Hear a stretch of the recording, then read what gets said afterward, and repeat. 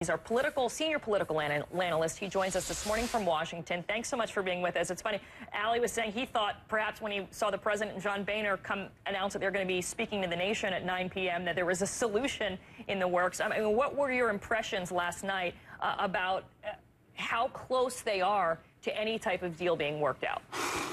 Well, we're certainly a ways away, and I think for a lot of Americans, last night's speeches would have been terrific had they been given 3 or 4 weeks ago. But on the eve of a potential disaster, to give two partisan speeches which told the nation, in effect, we're a long way away from each other, must leave a lot of Americans today sort of really worried that they may not make it, and they may not. I actually think behind the scenes things are a little more encouraging.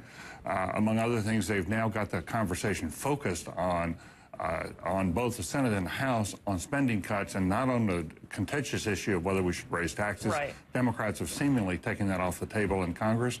That makes them a little easier to reach a compromise.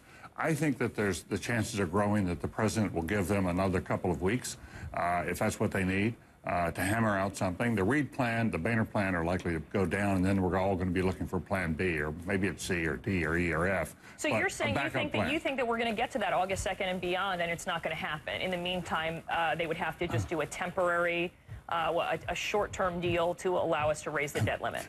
Well, I think it's pretty clear we're going to get to the end of this week with these two current plans going down, and then a scramble to find an alternative. And they're already talking behind the scenes about what that alternative might be. But it would take some time to get that alternative, hammered together, put into legislative language, passing the two chambers. I think if they got to that point, the White House would give them an extension of the debt ceiling. The White House would ask for a temporary extension of the debt ceiling in effect for a couple of weeks, let them finish the job, and then go forward. We would all have to hang together on this, but it would be a lot better than those two speeches last night. I think for a lot of us, those speeches, we were looking for people who were reaching across, trying to get it pulled together. Instead, we got people who wanted to make their partisan point. I mean, here's my read.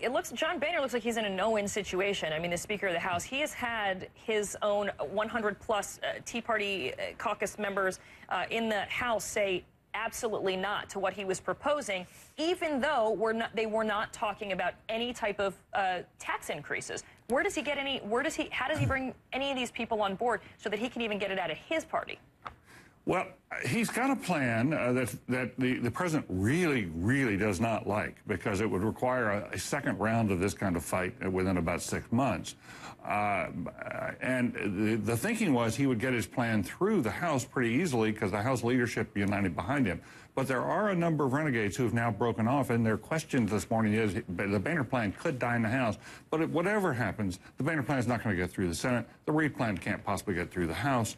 So in that sense, we're stalemated. But if you look at it from John Boehner's point of view, hey, look, he started this conversation with the president wanting a clean debt ceiling. Boehner has now gotten to the point where we're going to get probably $1 to $2 trillion worth of cuts and no tax increases as a result of all these fisticuffs. But I think that I want to come back to the main thing. For a lot of Americans, they're tired of the talk, they're tired of the partisanship, they're tired of the paralysis, the poison, and all the rest. Ali and I have talked about this forever, and they want to see solutions. And what we didn't hear last night were real solutions. We heard people talking past each other and not to each other. And so, in terms of the president, I mean, how much pressure is he under right now?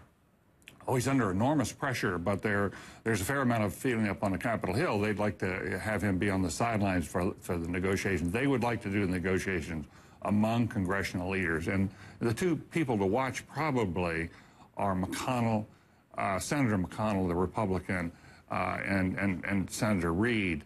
Either they will cut the deal or Boehner and Reid will cut the deal. We're not quite sure whom. And the White House will bless it. I think the plan is much more likely to come now out of the final alternative out of Congress and congressional talks. And those talks are going underway. They are talking quietly. They're talking frequently. They're talking with urgency. And there's more trust among the congressional leaders in some ways than there is toward the White House. And then what's your take, David, looking to 2012? Because clearly all of the many of these politicians are looking toward their chances come 2012. Who, if any of this is passed, and you said with no tax increases, we're clearly talking about a lot of cuts to benefits here. Questions about whether or not we're going to see an increase in revenue. We talk about the Great Recession. Who suffers then at the polls in 2012? Yeah, I'm not sure we're going to see a lot of cuts in entitlements. You know, the Reid plan does not do that, and nor does it raise taxes. Look, I think fundamentally the agreement they come up with is going to be modest. It's possible that a miracle could happen. We get a grand bargain. That'd be great. But it's more likely to be a more modest plan. And that leaves a slam-bang election over these very kind of issues that we were talking about last night. But let me make one final point. I think the odds are moving slightly toward a resolution of the debt ceiling. But there is a second issue, and that is the credit rating for the United States. We have a AAA credit rating. And even if we get the debt ceiling resolved, as I think we ultimately will, this contentious period plus the modesty of a final result is increasing the odds, in fact, making it a probability that Standard & Poor's will downgrade America's credit rating. That will be a blow to us. Not only will it raise interest rates modestly, but it will be a blow to our prestige. It will unsettle banks. It'll have a lot of other repercussions that Ali could go into. But there is a sense in Washington that probability is going up. And, you know, frankly, that's not a happy outcome. That's not good, and it's going to play into the elections, and it's going to have repercussions that are going to last for a long time. We've had the AAA credit rating since 1917. It's never been downgraded. U.S. paper is almost as good as currency in gold. And to have it moved into a AA category, you know, frankly, that's an unhappy outcome, and it should not have happened. This is a self-inflicted wound. We have emergency speeches usually coming because somebody else is trying to do something terrible to us. In this case, we had emergency speeches last night because we're doing it to ourselves with these self-inflicted wounds, and there ought to be heavy blame if we get downgraded. We'll see if that type of common sense, I guess you could say, will prevail in the walls of Congress as we continue to watch this fight come down to the wire. David Gergen, CNN senior political analyst, thanks so much. Could you just explain for me one